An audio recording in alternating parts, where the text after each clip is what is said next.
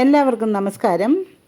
ഈ വീഡിയോയിൽ പരാമർശിക്കുവാൻ ഉദ്ദേശിക്കുന്നത് ജ്യോതിഷപരമായി വളരെ പ്രധാനപ്പെട്ട ഒരു വിഷയമാണ് സർവേശ്വരകാരകനായ വ്യാഴത്തിൻ്റെ മൗഢ്യാവസ്ഥ. എന്താണ് വ്യാഴമൗഢ്യം? അതിൻ്റെ ജ്യോതിഷ പ്രാധാന്യം എന്താണ്? ആരെയൊക്കെയാണ് ഇത് ബാധിക്കുന്നത്? ഏതൊക്കെ മേഖലകളിലാണ് ഇതിൻ്റെ സ്വാധീനം അനുഭവപ്പെടാൻ സാധ്യതയുള്ളത്? ഈ കാലഘട്ടത്തിൽ എന്തൊക്കെ കാര്യങ്ങളിൽ ശ്രദ്ധ പുലർത്തണം? എന്തൊക്കെ മുൻകരുതലുകൾ സ്വീകരിക്കാം? കൂടാതെ 12 രാശിക്കാർക്ക് പൊതുവായി എന്തൊക്കെ ഫലങ്ങളാണ് പ്രതീക്ഷിക്കപ്പെടുന്നത്? ഇത്തരം എല്ലാ കാര്യങ്ങളും ഇന്നത്തെ വീഡിയോയിൽ വിശദമായി പരിചയപ്പെടാം. ഒരു ഗ്രഹം സൂര്യനോട് വളരെ അടുത്ത് വരുമ്പോൾ സൂര്യൻ്റെ ശക്തമായ പ്രകാശത്തിൽ ഗ്രഹത്തിൻ്റെ സ്വാധീനം മറഞ്ഞു പോകുന്നു എന്നതാണ് ജ്യോതിഷപരമായ ആശയം. ഇതിനെ മൗഢ്യമെന്ന് വിളിക്കുന്നു. രവിലുപ്ത കരോമൃത എന്ന് പ്രശ്നമാർഗം 8-ാം അധ്യായത്തിൽ ആചാര്യൻ നമുക്ക് പറഞ്ഞു തന്നിട്ടുമുണ്ട്. അതായത് രവിയോട് അടുത്ത ഗ്രഹത്തിന്, അതായത് മൗഢ്യാവസ്ഥയിലെത്തിയ ഗ്രഹത്തിന് മൃതാവസ്ഥയാണ് എന്നത്രേ ഇതിലൂടെ അർത്ഥമാക്കുന്നത്. ഇവിടെ ഗുരുവിനാണ് ഇപ്പോൾ മൗഢ്യമുള്ളത്. സൂര്യനും വ്യാഴവും തമ്മിലുള്ള അകലം 11 ഡിഗ്രിയിൽ താഴെയാകുമ്പോഴാണ് വ്യാഴമൗഢ്യം ആരംഭിച്ചതായിട്ട് ജ്യോതിഷത്തിൽ കണക്കാക്കുന്നത്. ഗ്രഹസ്ഫുടം പരിശോധിച്ചാൽ വ്യാഴം ഇപ്പോൾ 3-ാമത്തെ രാശിയായ കർക്കിടകത്തിൽ ഏകദേശം 9 ഡിഗ്രി 10 മിനിറ്റിലാണ്. സൂര്യനാണെങ്കിലാകട്ടെ ആ രാശിയിലോട്ട് കടന്നതേ ഉള്ളൂ. അതായത് 1 ഡിഗ്രി ഒക്കെയായി. അപ്പോൾ 11 ഡിഗ്രി, സൂര്യനിൽ നിന്നും 11 ഡിഗ്രിക്കകത്താണ് വ്യാഴം. അതുകൊണ്ട് തന്നെ വ്യാഴം മൗഢ്യാവസ്ഥയിലാണെന്ന് മനസ്സിലാക്കാം. ജൂലൈ 15 വൈകുന്നേരം 9:44 മണി മുതൽ ഓഗസ്റ്റ് 12 പുലർച്ചെ വരെ വ്യാഴമൗഢ്യം അനുഭവപ്പെടുന്നു. വിശ്വാസമനുസരിച്ച് ഈ കാലയളവിൽ വ്യാഴത്തിൻ്റെ ഫലദാനശേഷി ഭാഗികമായി അല്ലെങ്കിൽ പൂർണ്ണമായി ഉണ്ടാകുകയില്ല എന്നാണ് അറിയേണ്ടത്. പ്രതീക്ഷിച്ചതുപോലെ കാര്യങ്ങൾ നടക്കാത്ത അനുഭവങ്ങൾ. വ്യാഴം ജ്ഞാനത്തിൻ്റെ, ധർമ്മത്തിൻ്റെ, ഗുരുക്കന്മാരുടെ, വിദ്യാഭ്യാസത്തിൻ്റെ, സന്താനഭാഗ്യത്തിൻ്റെ, ദൈവാനുഗ്രഹത്തിൻ്റെ, സമ്പത്തിൻ്റെയും ശുഭഫലങ്ങളുടെയും കാരകനാണ്. ആയതിനാൽ വ്യാഴം മൗഢ്യത്തിലായിരിക്കുമ്പോൾ ഈ വിഷയങ്ങളുമായി ബന്ധപ്പെട്ട കാര്യങ്ങളിൽ ചിലർക്കെങ്കിലും കാലതാമസം, ആശയക്കുഴപ്പം ഇവ ഉണ്ടായേക്കാം. എന്നാൽ ഇവിടെ വളരെ പ്രധാനപ്പെട്ട ഒരു കാര്യം ഓർക്കണം. വ്യാഴമൗഢ്യം എല്ലാവർക്കും ഒരുപോലെ ദോഷഫലം നൽകും എന്ന് പറയാനാവില്ല. ഒരു വ്യക്തിയുടെ ജന്മജാതകത്തിലെ വ്യാഴൻ്റെ സ്ഥാനം, ബലം, ദശാഭുക്തി, നിലവിലെ ഗോചരങ്ങൾ എന്നിവയെ ആശ്രയിച്ചാണ് യഥാർത്ഥ ഫലം തീരുമാനിക്കപ്പെടേണ്ടത്. അതുകൊണ്ട് ഭയപ്പെടേണ്ട സാഹചര്യമില്ല. പകരം ഈ കാലഘട്ടം ആത്മീയമായ വളർച്ചയ്ക്കും ഗുരുഭക്തിക്കും അറിവ് വർദ്ധിപ്പിക്കാനും ഉപയോഗിക്കാം. ഈ സമയത്ത് ചില നല്ല കാര്യങ്ങൾ ചെയ്യേണ്ടതുണ്ട്. ഗുരുവിനെയും അധ്യാപകരെയും ആദരിക്കുക. വ്യാഴാഴ്ച വിഷ്ണു ക്ഷേത്ര ദർശനം നടത്തുക. ഓം ബൃഹസ്പതിയെ നമ എന്ന മന്ത്രം ഭക്തിയോടെ ജപിക്കുക. വിദ്യാർത്ഥികളെ സഹായിക്കുക. പുസ്തകദാനം നടത്തുക. അന്നദാനം പോലുള്ള സൽക്കർമ്മങ്ങളിൽ പങ്കാളിയാവുക. ഇനി ഈ മൗഢ്യവ്യാഴം ഓരോ രാശിജാതരെയും എങ്ങനെയാണ് ബാധിക്കുന്നതെന്ന് നോക്കാം.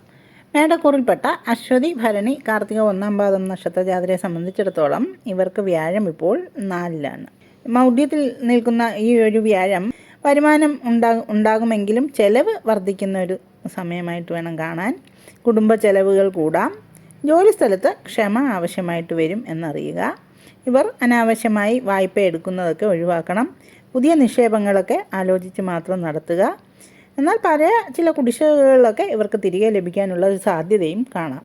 ഇനി ഇടവക്കൂറിൽപ്പെട്ട കാർത്തിക 2, 3, 4 പാദ നക്ഷത്രജാതർക്കും രോഹിണി, മകയിരം 1, 2 പാദ നക്ഷത്രജാതരെ സംബന്ധിച്ചിടത്തോളം ഇവർക്ക് വ്യാഴം 3-ലാണ് നിൽക്കുന്നത്. 3-ൽ നിൽക്കുന്ന വ്യാഴം പൊതുവെ വ്യാഴം മറഞ്ഞ സ്ഥിതിയിലാണ്. അങ്ങനെയുള്ള ഇവർക്ക് വ്യാഴത്തിൻ്റെ മൗഢ്യാവസ്ഥ കൂടി കണക്കിലെടുത്ത് ഇവർക്ക് ബന്ധുക്കളുമായിട്ടൊക്കെ ചില അഭിപ്രായ വ്യത്യാസങ്ങളൊക്കെ ഉണ്ടാകുന്നത് ശ്രദ്ധിക്കണം.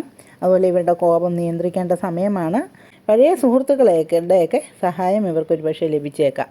ഇനി മിഥുനക്കൂറിൽപ്പെട്ട മകയിരം 3, 4 പാദം നക്ഷത്രജാതർ, തിരുവാതിര, പുണർദം 1, 2, 3 നക്ഷത്രജാതരെ സംബന്ധിച്ചിടത്തോളം ഇവർക്ക് സാമ്പത്തിക കാര്യങ്ങളിലൊക്കെ ജാഗ്രത ആവശ്യമാണ്. ഇവർക്ക് 2-ൽ വ്യാഴം നല്ല സ്ഥലത്താണ് നിൽക്കുന്നതെങ്കിലും ഇപ്പോൾ ആ വ്യാഴത്തിൻ്റെ ഒരു ഗുണഫലം ഇവർക്ക് കുറയാനുള്ളൊരു സാധ്യത ഉള്ളതിനാൽ ഇവർ സാമ്പത്തിക കാര്യങ്ങളിലൊക്കെ ജാഗ്രത പുലർത്തണം. ജോലി സംബന്ധമായ മാറ്റങ്ങളൊക്കെ ഉണ്ടാവാനുള്ളൊരു സാധ്യത വേണ്ട.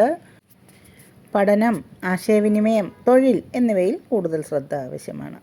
ഇനി കർക്കിടകക്കൂറിൽപ്പെട്ട പുണർദം 4, പൂയം, ആയില്യം നക്ഷത്ര ജാതരെ സംബന്ധിച്ചിടത്തോളം ഇവർക്ക് ജന്മത്തിലാണ് വ്യാഴം. ഈ ജന്മത്തിലെ വ്യാഴം പൊതുവെ കക്ഷത്തിലെ കുരു എന്ന കണക്ക് ഒരു അസ്വസ്ഥതകൾ സൃഷ്ടിക്കുന്ന വ്യാഴം തന്നെയാണ്. ആ വ്യാഴത്തിന് മൗഢ്യം കൂടി വരുമ്പോൾ ചെലവുകൾ നിയന്ത്രിക്കുന്നത് ഗുണകരമായേക്കും.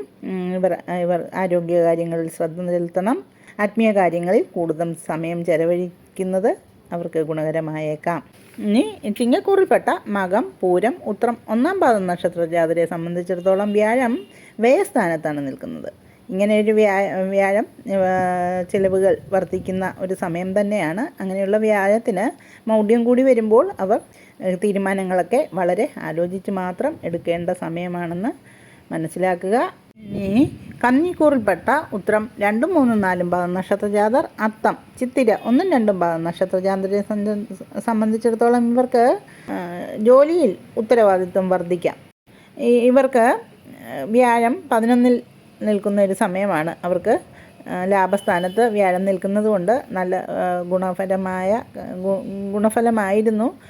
ഗുണഫലമാണ് കിട്ടേണ്ടത്. എന്നാൽ ഇവിടെ ഈ വ്യാഴത്തിന് വേണ്ട രീതിയിലുള്ള ഒരു ഗുണം ഇപ്പോൾ ലഭിക്കുന്നതിന് ഒരു താമസം വന്നേക്കാം. ജോലിയിൽ ഉത്തരവാദിത്വമൊക്കെ വർദ്ധിക്കാം. ആരോഗ്യകാര്യങ്ങളിലും ശ്രദ്ധ വേണ്ട സമയം തന്നെയാണ്. തുലാക്കൂറിൽപ്പെട്ട ചിത്തിര 3, 4 പാദം നക്ഷത്രജാതർക്കും ചോതി, വിശാഖം 1, 2, 3 നക്ഷത്രജാതർക്കും കർമ്മഭാവത്തിലാണ്, അതായത് 10-ാം ഭാവത്തിലാണ് വ്യാഴം നിൽക്കുന്നത്.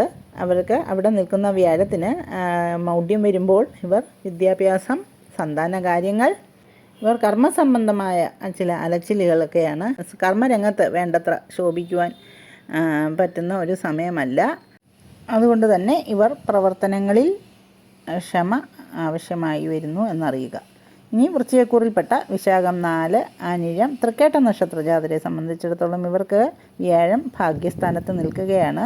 എന്നിരുന്നാലും ഇവിടുത്തെ വ്യാഴത്തിൻ്റെ മൗഢ്യാവസ്ഥ കണക്കിലെടുത്ത് കുടുംബം, വീട്, സ്വത്ത് സംബന്ധമായ കാര്യങ്ങൾ ഇവയിലൊക്കെ കൂടുതൽ ശ്രദ്ധ ചെലുത്തുക.